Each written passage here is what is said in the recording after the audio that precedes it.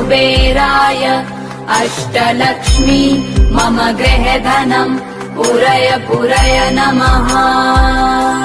ॐ ह्रीं श्रीं क्लीं श्रीं कुबेराय अष्टलक्ष्मी मम गृहधनम् पुरय पुरय नमः।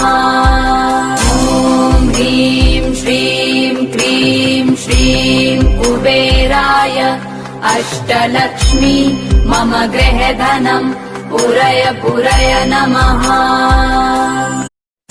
ॐ ह्रीं श्रीं क्लीं श्रीं कुबेराय अष्टलक्ष्मी मम गृहधनम् पुरय पुरय नमः।